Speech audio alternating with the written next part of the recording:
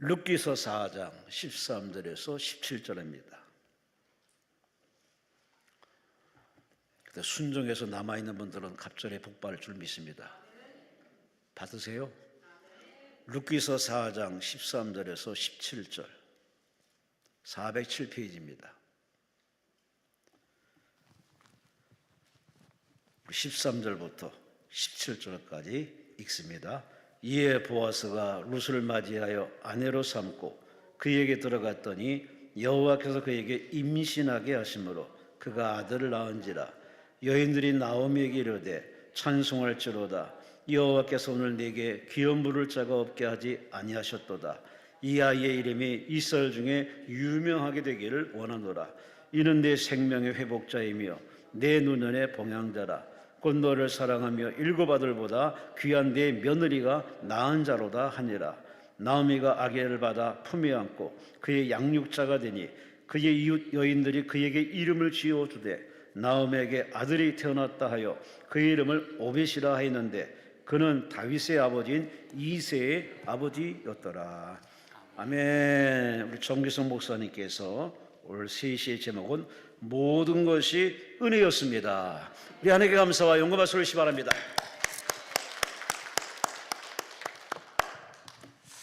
이렇게 또 함께 은혜를 계속 나눌 수 있어서 너무 좋습니다.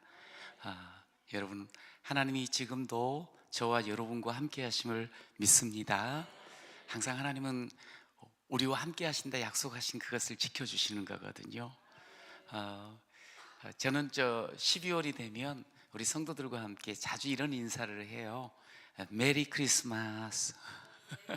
우리 옆에 분하고도 한번 해볼까요? 시작. 메리 크리스마스.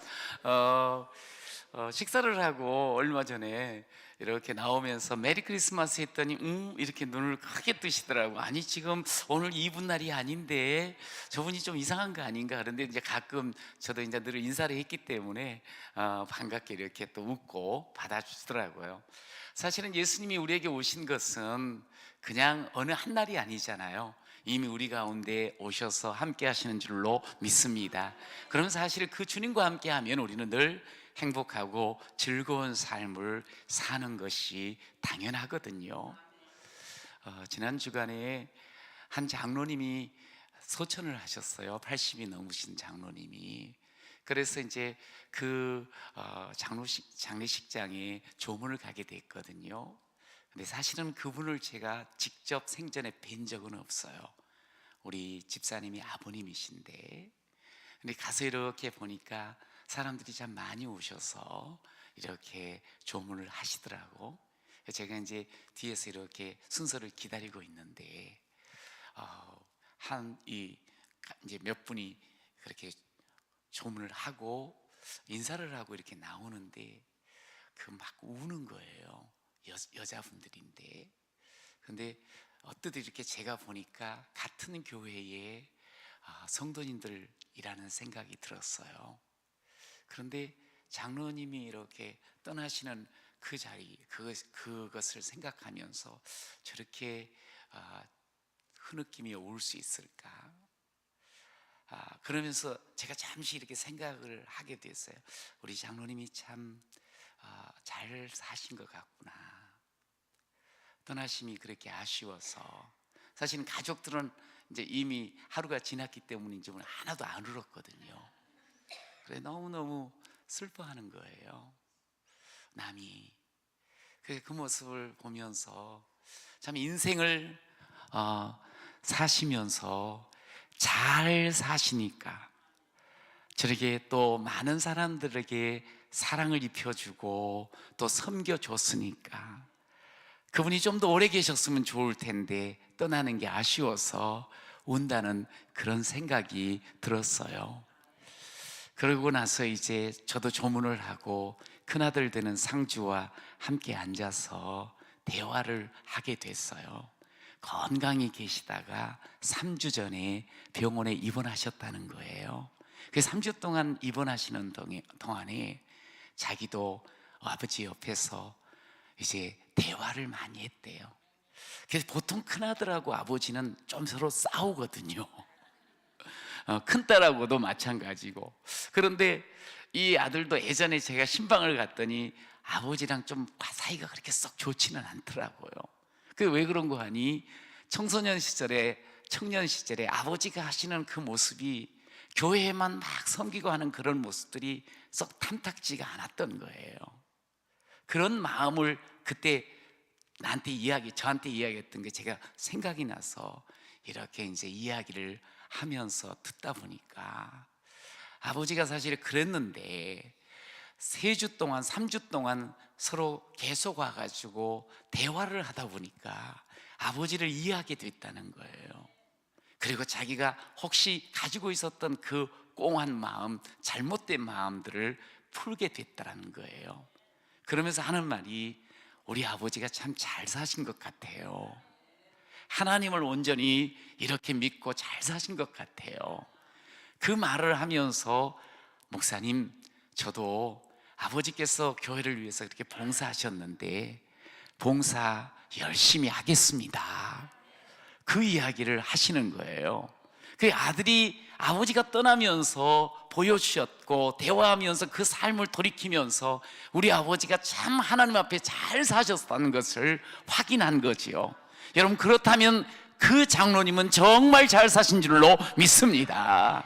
그러다 보니까 가족들도 그렇게 굳이 울지 않고 이제 하나님 앞에 영원토록 즐거워하는 그 삶들을 살아갈 거로 생각하니 도리어 슬픔 속에서도 서로 이렇게 하나가 되는 그런 모습들을 보일 수가 있는 것 아니겠습니까? 아마 장로님께서 마지막 순간에 그렇게 하지 않으셨을까 하는 생각이 들었어요. 모든 것이 은혜였습니다.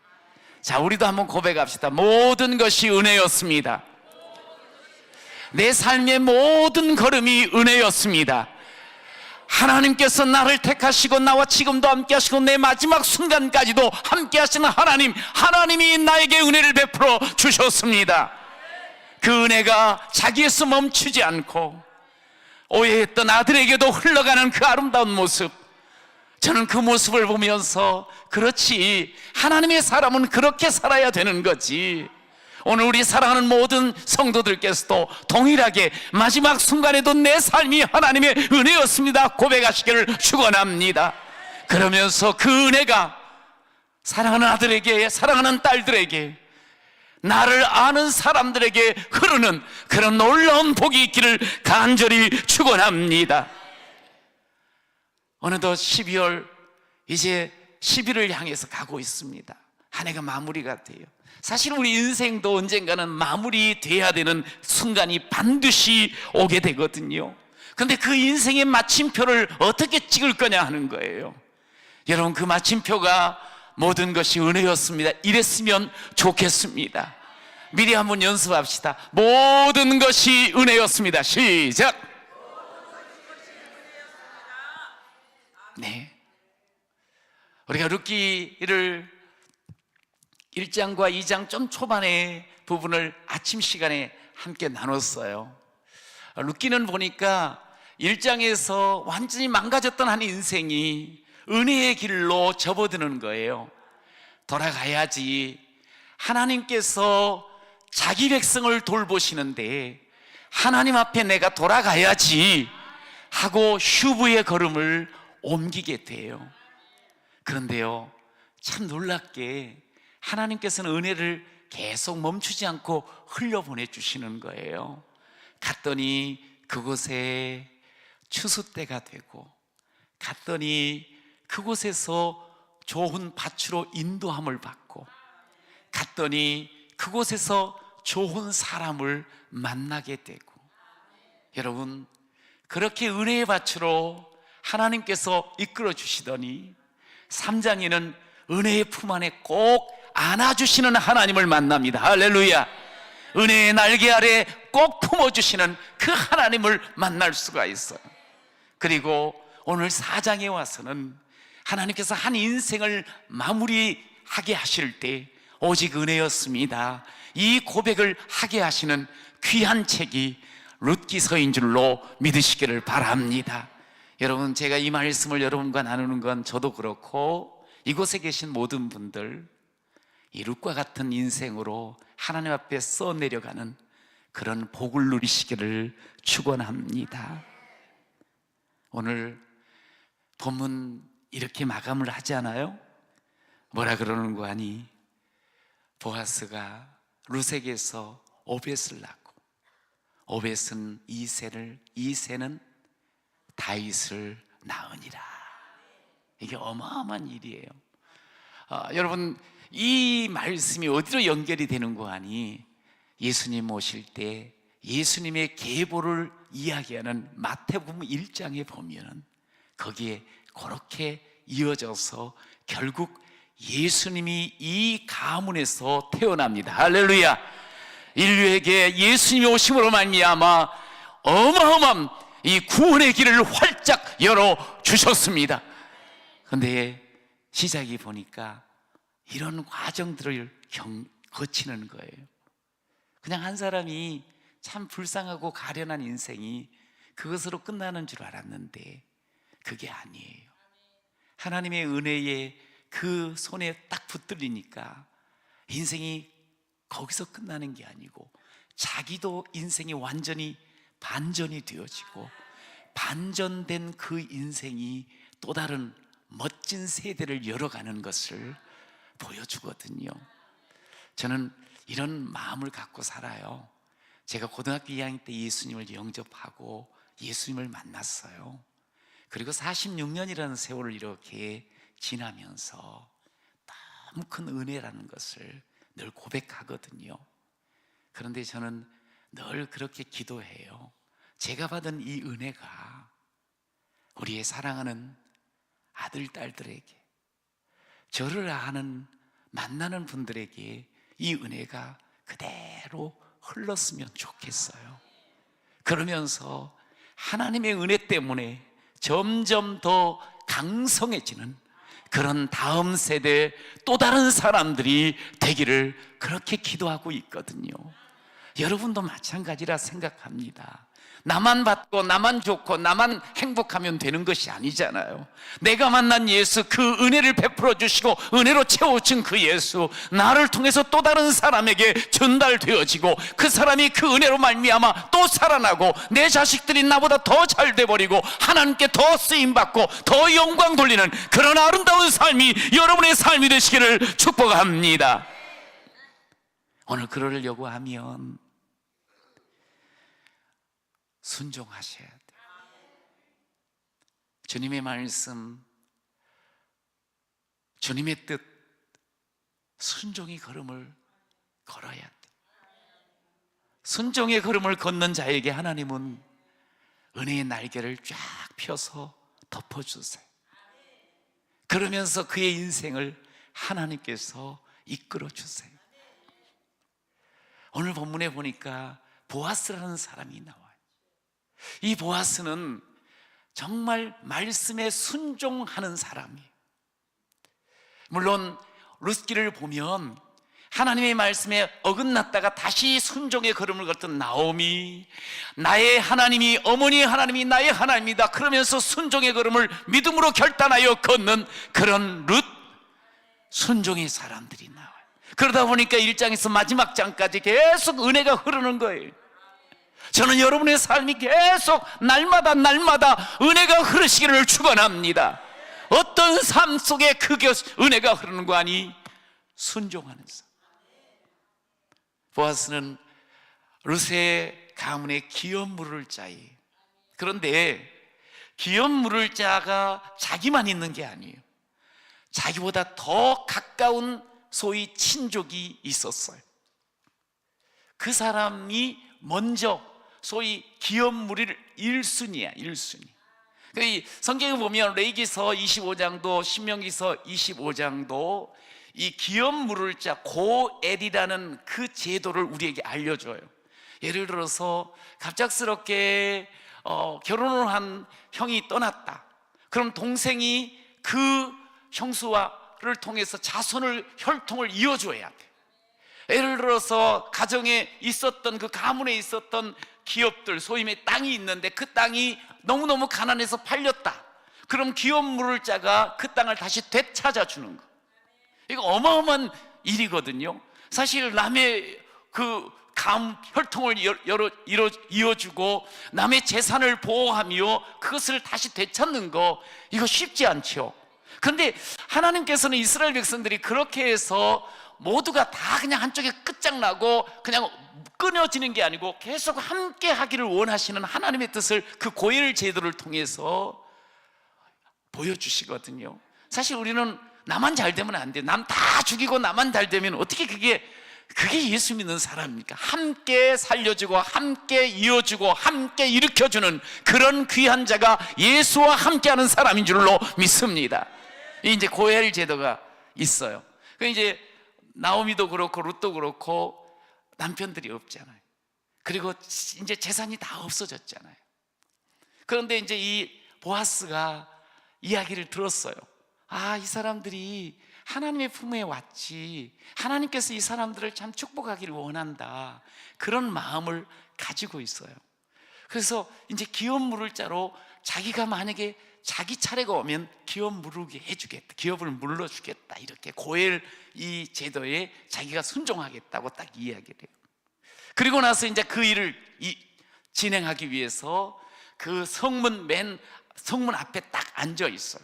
이제 이스라엘 백성들은 보통 어떤 공식적인 것들을 선포하거나 재판을 받거나 아니면 어떤 일들을 공식적으로 처리할 때는 성문에서, 사람들이 오고 가는 성문에서 그 일을 했거든요. 그래서 보아스가 거기에 있어요. 근데 마침 기업 물을 자가 지나가는 거예요. 마침. 그래서 불러요. 근데 참 재밌는 말이 나와요. 성경에 사람 이름이 아무개야. 아무개요 이래요. 그러니까 그 아무개가 거기 앞에 서요. 그러면서 여차여차해서 나오미 룻을 기업 물러야 된다, 그들을 이제 받아들이고 그 삶을 열어줘야 된다, 어떻게 할래? 그러니까 이 아무개라는 사람이 그럼 내가 하겠다고. 왜냐하면 사람 그냥 받아들이고 뭐 하면 뭔가 좋을 것 같으니까.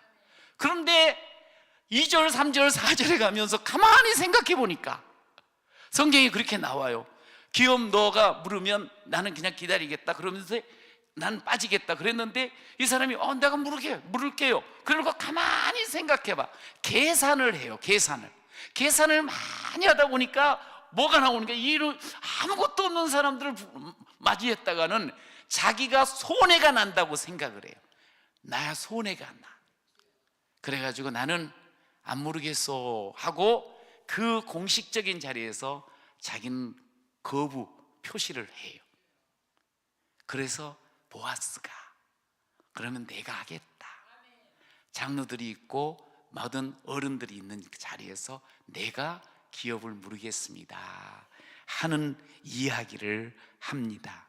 4절에 보니까 만약에 네가 물으면 네가 물어. 그러나 그 다음이 난데 네가 물으지 못한다고 하면 내가 물을게 하고 4절에 이야기를 하는데, 방금 전에 말씀드린 것처럼 가만히 생각을 해보니까 손해만 날 것 같으니까 결국에는 안 물으겠다고 거절을 해요. 그럴 때 보아스가 내가 물으겠소 하고, 그렇게 이제 그 다음부터 은혜의 삶이 쫙 열리거든요. 여러분 여기서 한번 생각을 해봐야 돼. 근데 하나님의 사람들이 한번 생각해 보세요. 순종을 하려고 할 때 하나님의 말씀에 분명히 고엘 제도가 있거든요. 그 순종을 해야 되는데 뭐가 딱 걸리는 거 아니? 계산이 걸려. 내 손에 내가 이익이 되는 게 없는 것 같아. 그러면 할랍니까 안 할랍니까? 안 할라 그러지. 이게 이제 일반적인. 그래가지고 이 사람이 아무개야. 이 사람 이름이 있었겠어요, 없었겠어요? 근데 성경에는 그 사람을 아무개라 그래. 아무개요. 아무개야, 아무개. 이름이 기록되지가 않아. 기억되지가 않아. 그냥 아무개야, 아무개. 여러분, 하나님 앞에 좀 기록되고 기억되어지는 여러분이 되시기를 축원합니다. 여러분, 자기 자신만을 생각하고 자기 이익만을 따지고 자기 계산만 앞서는 사람은 소위 하나님 앞에 아무개입니다. 아무개 인생으로 살아갈 수 있는 거예요. 버젓이 내가 이름이 있음에도 불구하고 하나님의 생명책에 안 기록돼요. 기억이 안 돼요. 그런데 오늘 보아스는 자기가 손해가 나요. 분명히 희생이 따라요. 분명히 자기가 섬겨야 돼요. 그럼에도 불구하고 모르겠다는 거예요. 말씀대로 하나님께서 주신 그 규례대로 지키겠습니다. 할렐루야. 보아스의 이름은 명확하게 기록이 되어지는 거예요. 여러분, 내 이름을 드러내라는 말이 아니에요. 하나님이 기억해주는 인생이 되시기를 축원합니다. 그냥 아무개 인생으로 어떻게 우리가 살아야 되겠냐 이 말이에요. 아무개로 살지 않았으면 좋겠어요. 여러분, 은혜라는 특성이 있어요. 은혜는 계산하지 않고 주어지는 거예요. 은혜는 손해를 두려워하지 않는 거예요. 은혜는 내가 대신하겠다고 그렇게 말하는 것, 이것이 은혜 받은 자의 삶의 모습인 거예요. 여러분, 오늘 이렇게 하나님 앞에 순종함으로 말미암아, 그리고 기꺼이 기업 물을 자로 자신이 나섬으로 말미암아 그의 이름이 하나님의 생명책, 하나님의 그 메시아 계보의 기록이 될 뿐만 아니라 하나님께 정말로 사랑받는 그런 인생이 되시는 줄로 믿습니다. 기업 물을 자가 된 보아스가요, 자기 인생만 기록되는 게 아니에요. 그때서부터 룻의 인생이 새롭게 시작이 돼요. 여러분, 이게 참 너무 귀하지 않아요? 근데 제가 이 보아스가 마태복음 1장에 가면 누가 엄마냐 하면 라합이 엄마예요. 1장 5절에 마태복음에 보면 살몬이 라합에게서 보아스를 낳았다 이렇게 말을 해요. 여러분, 라합이 누군지 아시죠? 여리고성에 모든 사람이 다 여호수아 군대에 의해서 죽어요. 그런데 그 중에 딱 한 사람과 그 가족이 살아남아요. 누군가 하니 기생 라합이에요. 기생 라합이 하나님이 들었어. 이스라엘의 하나님은 하늘과 땅의 하나님이라는 거야. 수없이 많은 신이 있지만 진정한 하나님이라고 그가 고백을 해요. 여러분, 하나님을 고백하고 하나님을 믿는 그 사람을 하나님께서는 살려주신 줄로 믿습니다. 여리고성이 와르르 무너지고 모든 사람이 진멸당할 때 라합은 살아났어. 그 가정은 하나님의 약속대로 다 살아났어요. 할렐루야. 이야, 이것을 직접 본인이 경험을 한 거잖아. 그리고 나서 새로운 그 사람들이 밀려오고 살몬이라는 사람과 결혼을 해요. 새로운 인생을 살아요. 새로운 인생을 산 이 라합이 아들을 낳았네. 그 아들이 누구예요? 자, 그럼 이제 보아스가 태어났어. 젖을 먹이고 이제 음식을 해서 먹이고 옷을 입히고 키우는 모든 그 순간순간 라합이 그 보아스에게 뭘 전해주려고 그랬겠어? 한번 생각을 해보세요. 얘야, 너 돈 많이 벌어라. 너 아주 힘센 사람 돼가지고 세상을 호령해라. 그러지 않았을 것 같아. 자기가 받은 은혜가 있잖아. 모든 사람이 죽는 가운데 혼자 살았잖아. 하나님을 믿는 그 믿음 하나로 자신의 생명이 유지가 될 뿐만 아니라 내 인생이 이렇게 완전히 바뀌었잖아. 그리고 사랑하는 그 아들을 안게 됐잖아. 그 아들에게 젖을 먹이면서 에야 하나님만을 의지하며 살아야 된다. 바로 믿고 살아야 된다. 믿음으로 사는 자가 결국에는 하나님이 축복하고 하나님이 쓰시는 인생이야. 귀에 못이 박히도록 눈물을 흘리며 기도할 때마다, 아이를 대할 때마다 하나님을 어찌 전하지 않을 수가 있겠어요? 받은 은혜가 큰데. 여러분, 보아스가 그렇게 잘한 사람이야. 그렇게 잘하는 보아스, 가련한 사람, 아니 하나님의 말씀을 지키지 않는 사람이 될 수가 없는 거야. 그 말씀을 그대로 받고 그 말씀대로 그대로 살아내는 모습을 우리가 보지 않아요. 여러분, 하나님께서는 우리에게 은혜를 주셨어요. 죽을 자에게 생명 주셨어. 숱하게 많은 그런 골짜기 속에서 다시 끄집어내 주셨어. 기가 막힐 웅덩이에서 끄집어내어 반석 위에 우리를 세워 주셨습니다.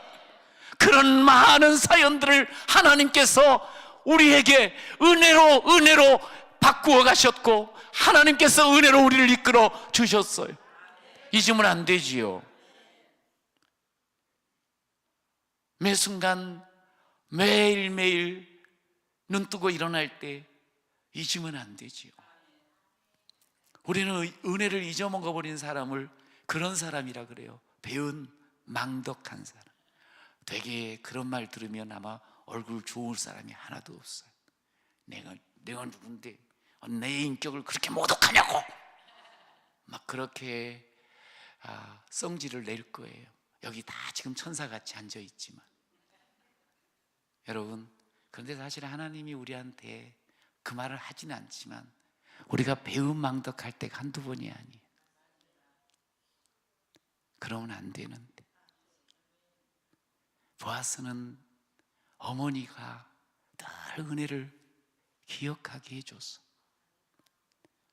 얘야, 들어봐라. 엄마가 어떻게 산 줄 아니?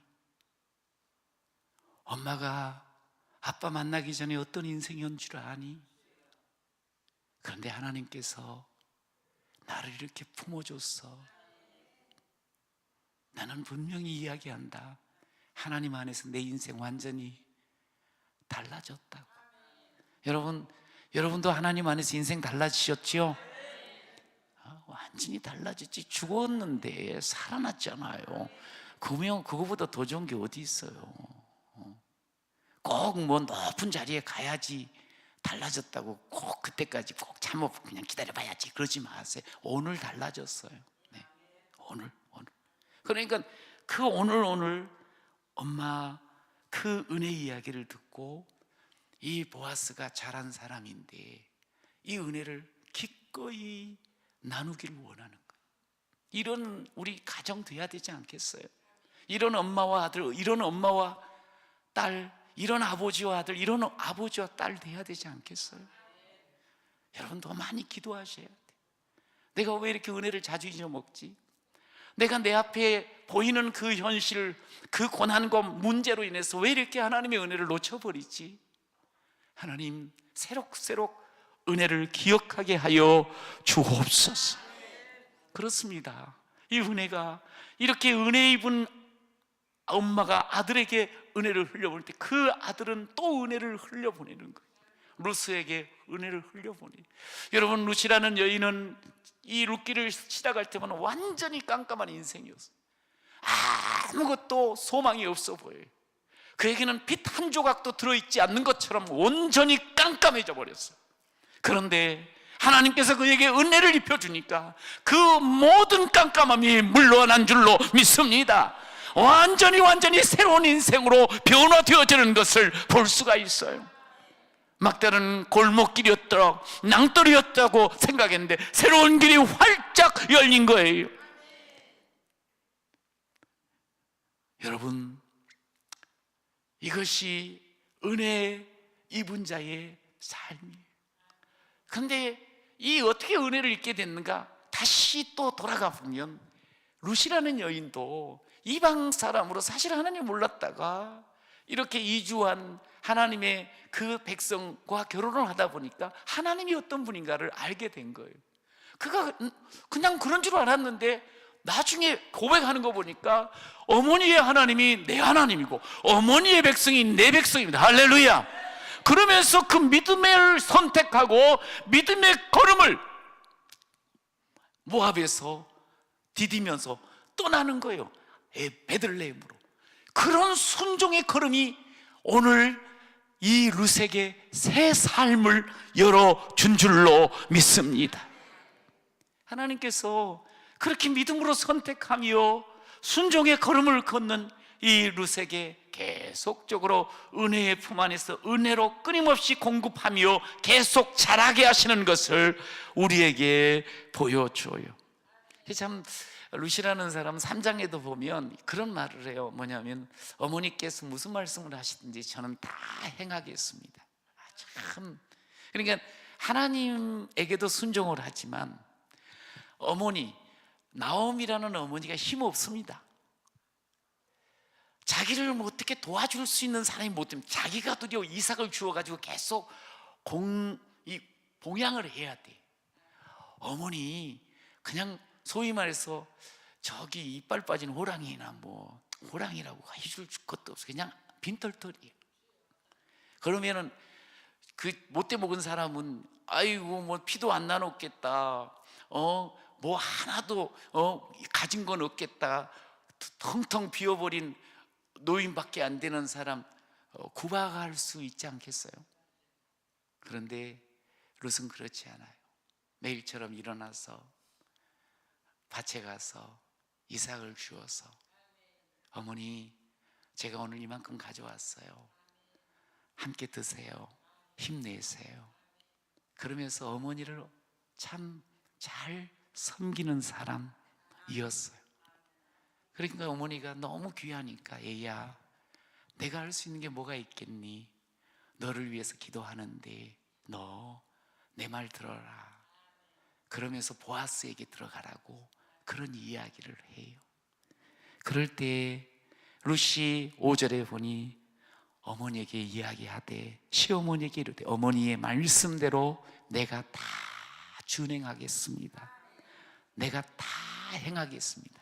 아유 어머니 그러는 게 어디 있어요? 그렇게 제가 그냥 무례하게 가면 되겠어요? 이거 그래도 저도 사람인데 이런 건 없지요. 이 나라 법도는 혹시 그런지 몰라도 우리나라에서는 그런 거 아니거든요. 뻗팅기지 않아요.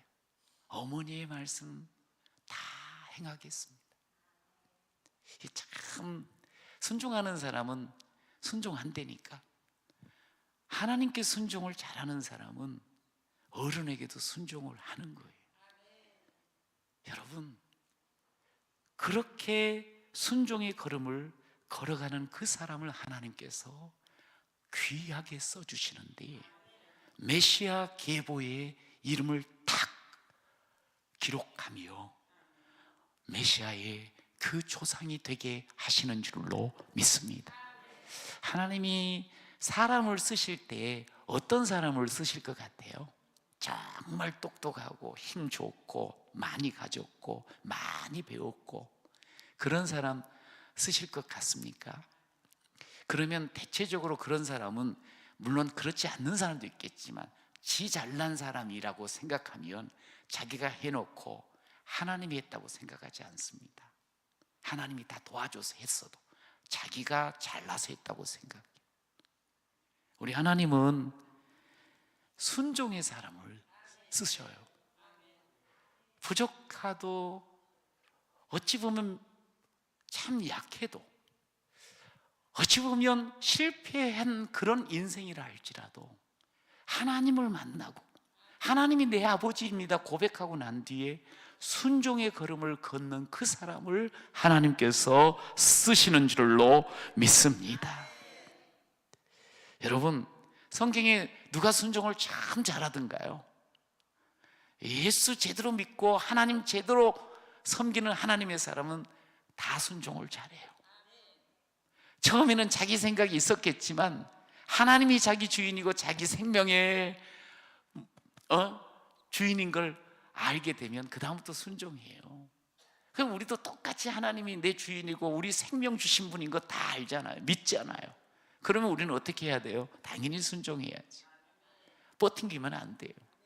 저는 하늘은 그냥 맑고 여태까지 홍수 제대로 경험도 못하고 그랬던 노아에게 하나님께서 이제 홍수로 이 땅에 심판이 될 테니까 너 방주를 만들으라고 어마어마한 사이즈의 방주를 만들으라고 딱 알려줘요. 근데 그거를 군말하지 않고 노아는 은혜 입은 노아는 은혜를 아는 노아는 그 일을 행하게 돼요. 아마도 100년을 넘게 했을 거예요. 근데 그거를 하면서 얼마나 고민이 많았을까. 그걸 지어가면서 매일처럼 가가지고 배를 만드는데, 방주를 만드는데 지나가는 사람이 계속 조롱하는 거야. 저 정신이 있냐고 지금. 아니 비가 그렇게 많이 온 적도 없는데 도대체 저 비 때문에 세상이 망한다고. 꿈 깨라고 이 미쳤던 거 아니냐고 말이지. 베리베리 말들을 하면서 지나가지 않았겠어요? 그러면은 그걸 듣다 보면 자꾸 들으면 어떻게 돼요? 사람은 자꾸 들으면 그게 맞는 것 같아. 이거 내가 내일 아침에 안 와야지, 그럴 수도 있지요. 자, 그것뿐이 아니라 속에서 나오는 소리가 있어. 진짜 비가 올까? 내가 들은 말씀이 그게 제대로 들은 말씀일까? 내가 지금 이렇게 살아가는 게 내가 지금 잘 사는 걸까? 이 남들이 하는 말도 참 힘들지만 속에서 자꾸 아닌 것 같은 생각이. 왜? 눈앞에 보이는 지금의 이 상황들은 전혀 아니거든. 참 하기가 어려워. 그런데 성경은 그런 모든 안팎의 여러 가지 속 시끄러움과 바깥에서 비난의 소리가 들어도 성경은 이렇게 말해요. 말씀대로 다 준행하였더라. 시작. 말씀대로 다 준행하였더라. 할렐루야. 말씀대로 다 준행하였더라. 말씀대로 살아나요. 자기 자식들이 새롭게 또 조상이 돼 나가는 거예요. 여러분, 은혜의 계보는 이렇게 흐르는 거예요. 그냥 뚝 떨어지는 게 아니에요. 하나님 앞에 은혜 입은 자가 은혜로 순종하며 나아갈 때 순종하는 그 사람에게 은혜의 계보가 흐르는 줄로 믿습니다. 그렇게 살아갈 때 모든 것이 은혜였습니다 고백할 수 있는 거예요. 아무나 하는 게 아니라 이 말이. 여러분, 나는 참 왜 은혜가 없을까? 남들은 막 은혜라고 그러는데 나는 왜 은혜가 그렇게 막 자연스럽게 고백이 안 되지? 혹 그런 분이 계신다면 생각을 해봐야 돼. 내가 순종의 그릇을 제대로 준비하고 살고 있는지. 내가 하나님의 말씀이면 이런저런 상황과 현실, 내 조건이 있어도 그것을 뛰어넘고 말씀대로 살고 있는지. 왜 은혜 안 주세요? 남들에게는 왜 이렇게 많은 은혜를 이야기하게 만들고 나는 왜 이 이야기를 못하게 만드시는 거예요? 투정하기 전에 내가 혹 순종의 걸음을 걷지 않고 있는지는 않는지. 그걸, 이 은혜는 준비된 그 순종의 걸음 속에 계속 부어지는 거예요. 제가 금년에 미국을 좀 잠깐 갔다 왔는데 그곳에서 한 분이 이런 이야기를 하는 거예요. 같이 이제 식사를 하고 좀 대화를 하다 보니까 이 어머니 아버지는 다 신앙생활을 해가지고 자기는 어릴 적부터 소위 교회를 다닌 거예요. 그런데 이렇게 나와서 이제 오랫동안 대도시에서 사는데 안 되는 거야. 공부도 많이 했는데 안 풀리는 거예요. 결혼도 했는데 또 그것도 깨진 거예요. 그게 너무너무 안 되니까 나는 하나님하고 관계가 없는 사람의 모양이다 하고 교회를 안 나가기 시작한 거예요. 그리고 자기 나름대로 살아보려고 애를 쓴 거예요. 사실 그러면 안 되는데 하나님께서 우리에게 은혜의 줄을 이렇게 내어 미셨는데 내 삶이 너무 힘드니까 그것이 거두어진 줄 알고 내가 놔버린 거야. 그리고 교회를 나오질 않았어. 그런데 더 공고해진 거예요. 한참 지나서 내가 이러면 안 되지. 하나님이 그 마음을 주신 거예요. 그래서 이사를 왔는데 새로운 곳에서 이제 다시 신앙생활을 하게 되었다고. 그러면서 은혜를 하나님이 주신데 그 고백을, 저는 하나님을 소위 놓았거든요. 근데 하나님은 저를 놓지 않으셨어요. 저는 하나님을 포기해버렸는데 하나님은 저를 포기하지 않으셨어요. 저는 하나님을 잊어버렸는데 하나님은 저를 잊지 않았어요. 이 말을 하는 거예요. 그러면서 그분이 그곳에서 막 찬양을 하는 거야. 내 평생 사는 동안 주 찬양하리. 여호와 하나님 내 주를 찬양해. 그러면서 앞에서 그 찬양하는 무리 속에서 막 찬양을 하는 거예요. 그러면서 나중에 그런 이야기를 하는 거예요. 제가 그랬었는데 주님께서는 잊지 않으셨다. 여러분, 그러면서 다시 돌아왔더니 내 입술에 찬양을 두고 내 삶에 이렇게 새로운 삶을 열어 주셨습니다. 이 고백을 하면서 자기가 뭐 만들어 놓은 그걸 가서 보여주시면서 너무너무 행복해하는 거예요. 여러분, 주님 앞에 서는 것밖에 없어요. 여러분, 그래야지만 우리 인생을 하나님이 책임져 주세요. 현실이 막막하다고 해서 내일이 없는 게 아니에요. 하나님이 계시기에 하나님 앞에 서면 오늘의 깜깜함이 내일에는 완전히 빛으로 완전히 바뀌어질 줄로 믿습니다. 주의 품 안에 거하는 것, 그 품 안에 거할 때 은혜가 쑥쑥쑥쑥 자라게 되는 줄로 믿습니다. 아무리 상처 있고 아무리 실패하고 아무리 어둠 가운데 거했을지라도, 아무리 내가 바닥에 떨어졌을지라도 주의 품에 다시 돌아오며 주님께서는 그 모든 것들을 전부 바꾸어 다시 세워주시고 다시 써주시고 다시 하나님께 찬양하는 자 삼아주시고 하나님께 영광 돌릴 자로 주님께서 써주시는 줄로 믿습니다. 나오미가 그랬잖아요. 나는 희망 없다고. 나는 나오미가 아니고 마라라고. 근데 하나님은 그에게 아니야, 너의 품에 새 생명을 줄 거야. 하나님은 그걸 계획하시는 거예요.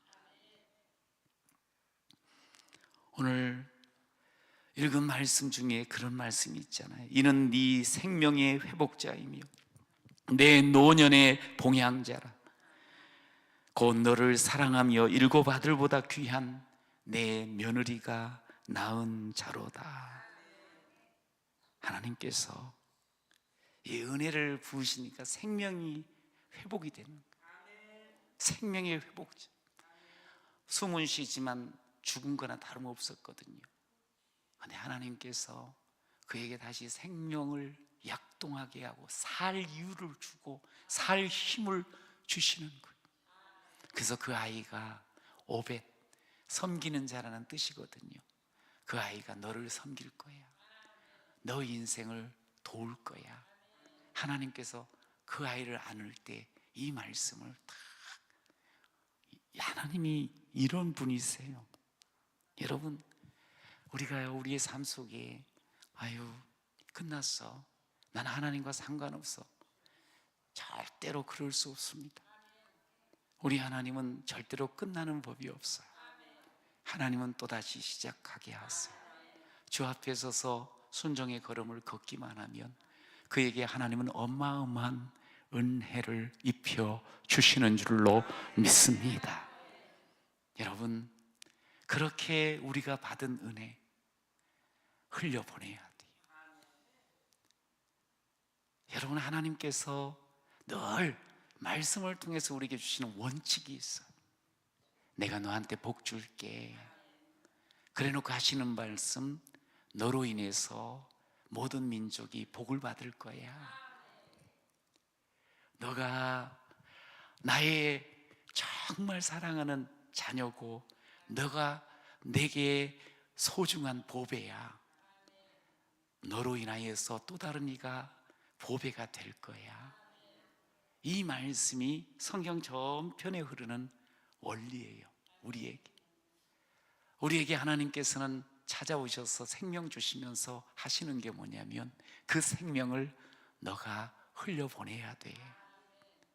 그 네 혼자만 욕심 부리고 꼭 끌어안고 네만 좋다고 살면 안 되는 거야. 여러분, 아브라함을 부를 때 하나님께서는 그게 복을 주시잖아요. 그래, 너로 말미암아 모든 민족이 복을 받을 거야. 그리고 실질적으로 그렇게 하나님께서 아브라함을 써 주셨거든요. 은혜는 한 사람에게서 머물면 안 되는 거예요. 그 은혜가 임한 걸 알면 또 다른 사람에게로 흘려보내야 되는 거예요. 그 사람이 받았으면 내 다음 세대에 흘러가게 해야 돼요. 이게 쉬운 게 아니잖아요. 자식들 뜻대로 돼요? 내 뜻대로 되면 왜 엄마들이 울겠어요? 왜 아버지들이 복창이 터지겠어요? 일 안 되는 건 별 문제가 안 된대요. 다 자식이 안 되니까 문제인 거예요. 너무 고통스러운 거예요. 나보다 좀 나았으면 좋겠는데 애가 그냥 곤두박질 치고 너무 힘드니까. 뜻대로 안 된다고. 뜻대로 안 된다고. 당연히 뜻대로 되는 게 어디 있어요. 내 뜻대로 내 삶도 제대로 안 되는데. 근데 성경은 자식들에게 은혜를 흘려보내라는 거예요. 은혜를. 내 뜻대로 자식이 이렇게 커가기를 바라지 말고 하나님께서 내게 주신 그 은혜를 보여주고 흐르게 하고 그 은혜를 맛보여주고 그 은혜로 살게 하는 이 삶을 우리에게 하나님이 원하시는 거예요. 은혜를 흐르게 해야 돼. 자식이 좀 못돼 점수 안 나오면 너 그따위로 점수 맞아가지고 네가 제대로 인생 살 수가 있겠냐? 얻어 터지고 너 이렇게 바보 멍충이냐? 한때 때리고 와야지. 세상 속에서 들려지는 말 그대로 하면 안 돼요. 애가 맞고 오면 야, 어떻게 그렇게 맞음에도 불구하고 네가 그렇게 때리질 않았니? 너도 힘 있는 거라 엄마가 아는데 참이라고 참 했었다. 그런데 하나님께서 그런 사람을 하나님이 축복해 주셔. 하나님이 너의 힘이 되실 거야. 점수 좀 못 맞아오면 엄마 알아, 너 열심히 했던 거. 또 어떤 분은 꼭 그래. 너 밤새도록 했는데 돌머리 아니야? 그러지 말고 열심히 했던 거 알아. 이번에는 좀 뜻대로 안 됐지만 네 인생 끝까지는 하나님이 책임져 주셔. 너 하나님 바라고 다시 또 한번 해봐. 엄마는 점수 요만큼 맞고 왔건 더 많이 맞고 왔건 더 조금 맞아가도 괜찮아. 네만 하나님 안에서 이렇게 잘 살아가면. 이러면 뭐가 흘러요? 하나님의 은혜가 흐르지. 여러분, 이게 흘러가야 돼요. 그러면 그의 인생이 쪽박 사는 게 아니에요.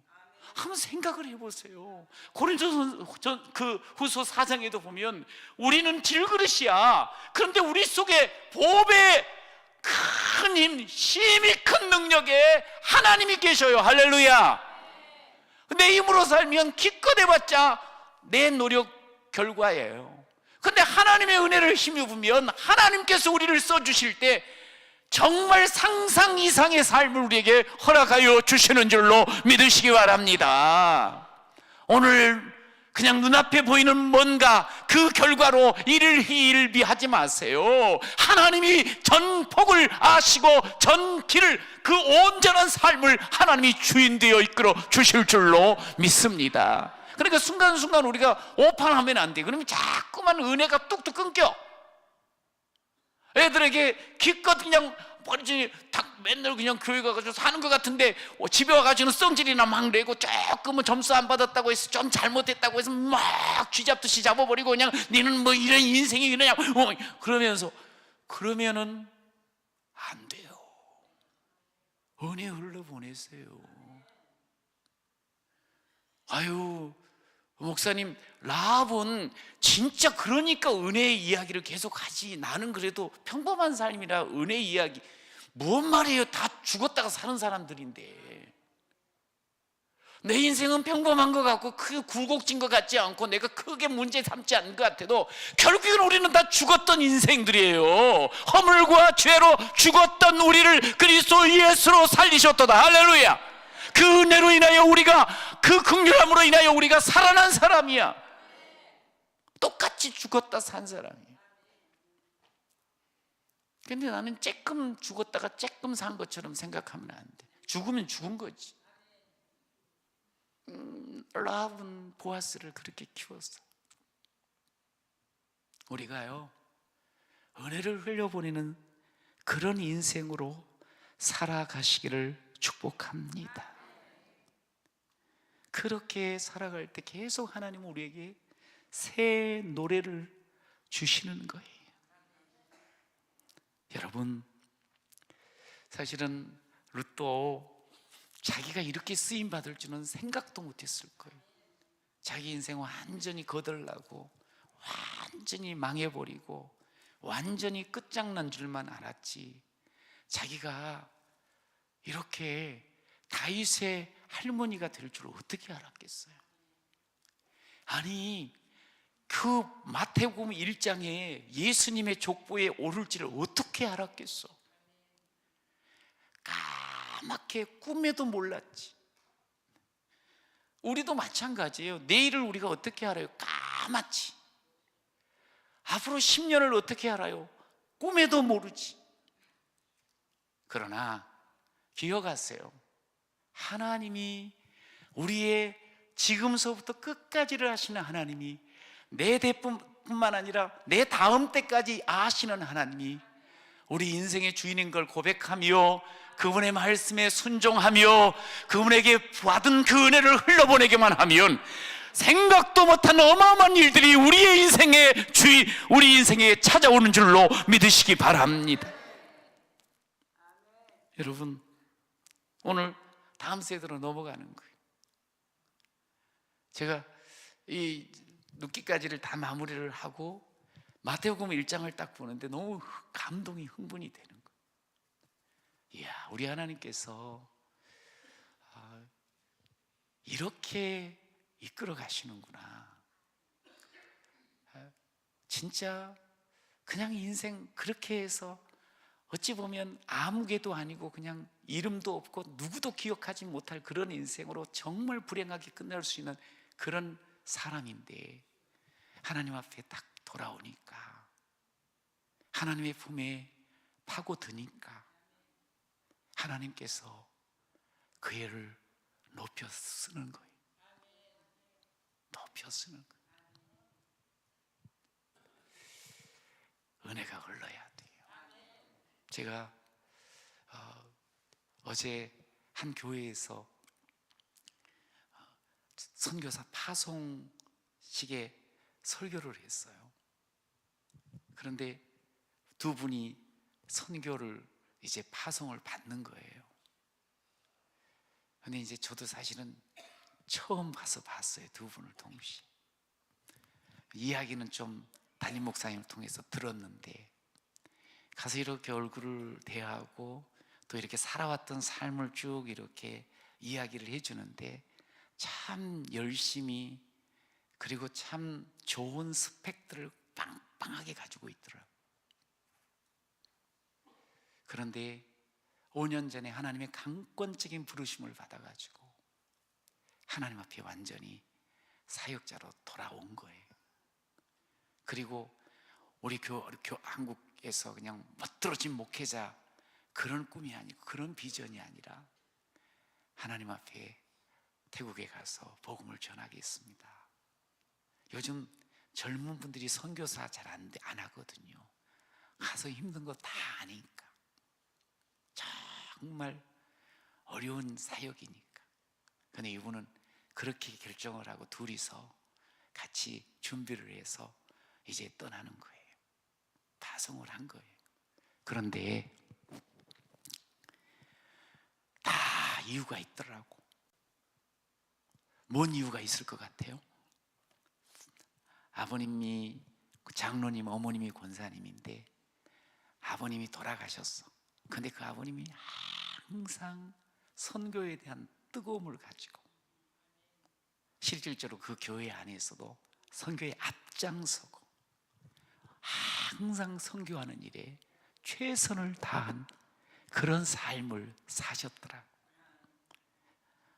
눈시울이 약간 붉어질라 그러면서 답사를 하는데, 그 이야기를 하는데 아버님 감사하다고 그 이야기를 하는 거예요. 여러분, 지금도 똑같아요. 이거 아주 오래전에 아유 그때는 뭐 시어머니한테 잘 순종했지 뭐. 그리고 하나님 앞에 뭐 순종하고 가면 은혜 받지. 근데 지금은 안 돼, 틀려. 그런 게 어디 있어요? 하나님은 어제나 오늘이나 영원토록 동일하신 분이거든. 그 하나님의 능력은 그때나 지금이나 똑같으시거든. 능히 하지 못할 일이 없으신 그 하나님의 능력은 오늘도 능치 못할 일이 없는 줄로 믿습니다. 그 살아계신 하나님이 똑같이 우리에게 똑같이 은혜를 베푸시는 분임을 저는 눈으로 확인을 할 수 있었어요. 어머니도 앞에 앉아 계시는데 너무 행복해하는 거예요.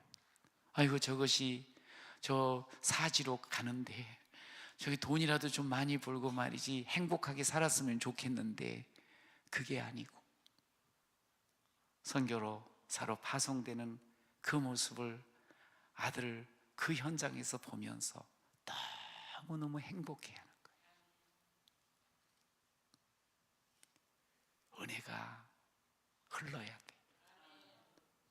그래야지 하나님의 나라가 흥왕할 수가 있어. 그래야지 다음 세대가 소망이 있는 거예요. 여러분, 우리의 삶이 세상에 발을 디디고 살지만 우리의 살아갈 힘은 하나님이 주시는 은혜인 줄로 믿으시기 바랍니다. 은혜로 살아내면서 은혜를 흘려보내는 그런 저와 여러분이 되시기를 축원합니다. 하나님께서는 이 은혜의 통로를 통하여서 예수 그리스도를 우리에게 보내심을 마태복음 1장에 보여주고 있어요. 어마어마한 일이, 은혜의 삶을 살아가고 은혜를 흘려보내는 우리를 통해서 예수 그리스도가 더욱 존귀해지고 예수 그리스도가 더욱 드러나고 예수 그리스도가 더욱 전해질 줄로 믿습니다. 이게 우리의 삶이 된다고 하면 이거보다 더 좋은 게 어디 있어? 저는 제가 너무 감사한 건 저희 어머니가 이제 90이 돼요. 근데 저희 어머니는 참 약한 분이에요. 그리고 배운 것도 없는 분이에요. 너무너무 조용한 분이에요. 큰 소리를 내는 법이 거의 없어요.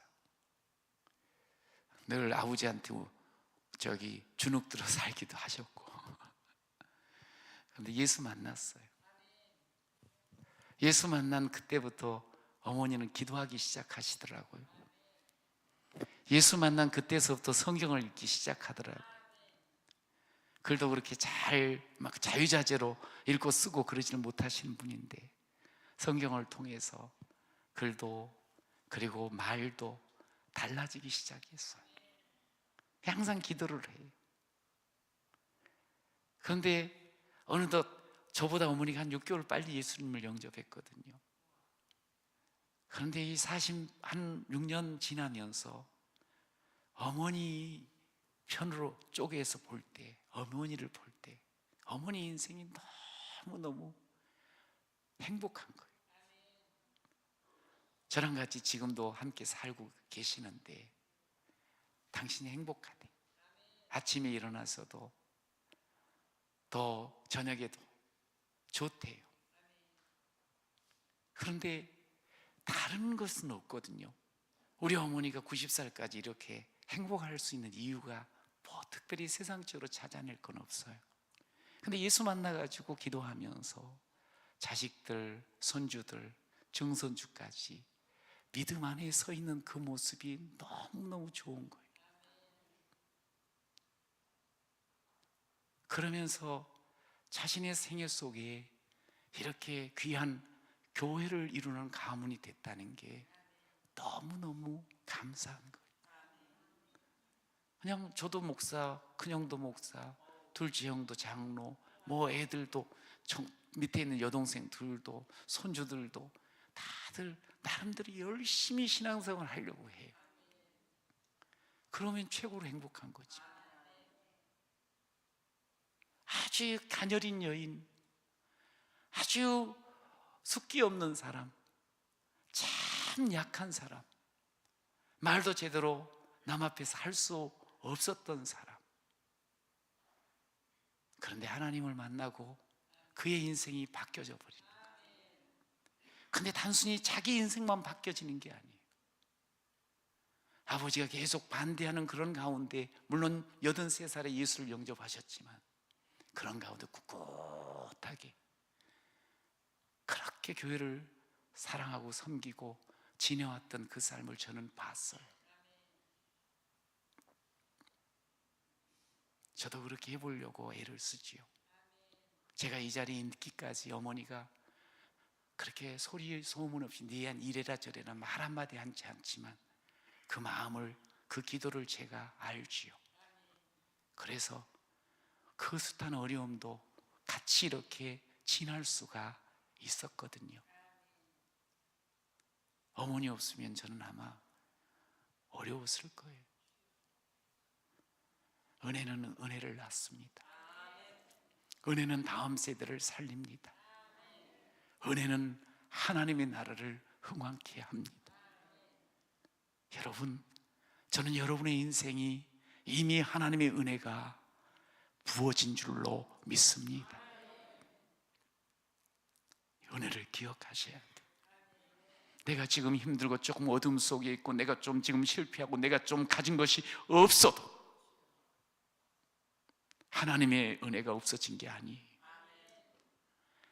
그때 더 하나님의 은혜는 선명하게 우리에게 임할 줄로 믿습니다. 대신 하나님 앞에 나가고 하나님의 품 안에 거하기만 하면, 하나님 앞에 말씀에 순종하기만 하면, 그리고 그 은혜를 흘려보내는 삶만 살기만 하면 이 은혜는 우리를 통해서 결국 예수를 보여주고 증언하며 예수를 나누는 그런 아름다운 인생이 될 줄로 믿습니다. 그렇게 해서 우리가 살아간다고 하면 마지막 순간에 분명히 우리는 이 고백을 할 거예요. 모든 것이 은혜였습니다. 같이 한번 시작. 할렐루야. 그런 인생 되시기를 축복합니다. 우리 같이 한번 찬양을 하는데, 그 은혜라는 찬양 잘 알잖아요. 내가 누려왔던 그 찬양 한번 마음 담아서 불렀으면 좋겠어요. 네.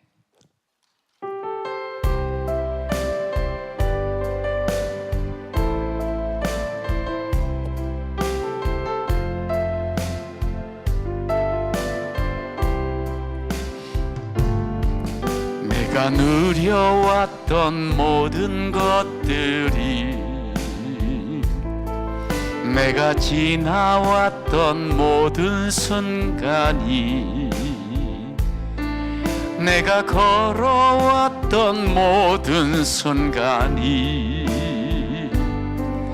당연한 것 아니라 은혜였어. 아침 해가 뜨고 저녁에 노을, 봄의 꽃향기와 가을의 열매, 변하는 계절의 모든 순간이 당연한 것 아니라 은혜였어. 모든 것이 은혜, 은혜, 은혜, 한없는 은혜. 내 삶에 당연한 것 하나도 없었던 것을, 모든 것이 은혜,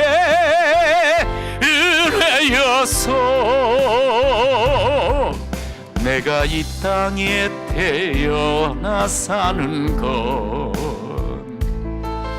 어린아이 시절과 지금까지 숨을 쉬며 살며 꿈을 꾸는 삶, 당연한 것 아니라 은혜였소.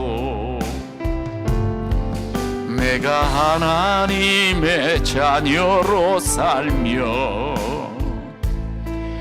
오늘 찬양하고 예배하는 삶, 복음을 전할 수 있는 축복이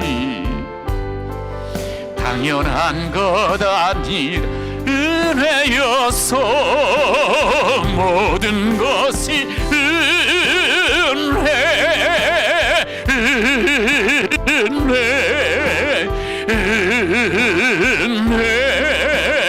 한없는 은혜. 내 삶에 당연한 것 하나도 없었던 것을 모든 것이 은혜요. 모든 것이 은혜입니다. 모든 것이 은혜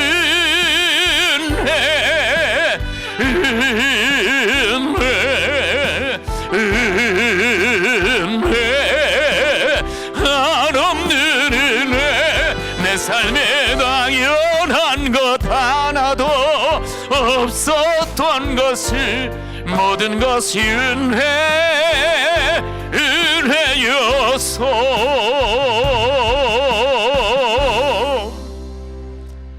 함께 기도할 때 하나님, 제가 이 자리에 있는 것이 하나님의 은혜입니다. 하나님, 제가 이렇게 어렵고 힘들지만 하나님의 이름을 부르고 하나님 앞에 나온 것이 은혜입니다. 하나님, 제가 그렇게 절망 가운데 있을 때 찾아와 주셨고 나를 살려주신 것 은혜입니다. 하나님, 어제 내가 살아가는 모든 힘도 하나님이 주신 힘임을 믿습니다. 이제 주의 말씀으로 살게 하여 주옵소서. 주의 뜻으로 살게 하여 주옵소서. 닥친 나머지 하나님 현실과 눈앞에 보이는 그것만을 보고 판단하지 말게 하시고, 지금은 아무것도 모르지만 하나님께서 합력하여 선을 이루심을 믿습니다. 룻과 나오미를 이렇게 바꾸시는 하나님을 어찌 그들이 알았겠습니까? 그러나 하나님은 바꾸셨습니다. 내 인생에도 하나님 그런 놀라운 은혜가 계속 부어질 줄로 믿습니다. 순종의 걸음을 걷게 하옵소서. 은혜를 흘려보내게 하옵소서. 은혜를 다음 세대에 전하게 하여 주옵소서. 그래서 모든 것이 은혜였습니다. 고백하는 나의 인생으로 주여 세워주옵소서. 우리가 안전하게 주의 이름, 오늘도 주님께서 우리의 기도를 들으십니다. 하나님을 부르는 자에게 하나님께서는 응답하여 주십니다. 주여 주여 주여 세 번 부르고 간절하게 내 삶을 온전히 하나님께 맡기는, 드리는, 은혜로 채워지는 그런 여러분이 되시길 바랍니다. 주여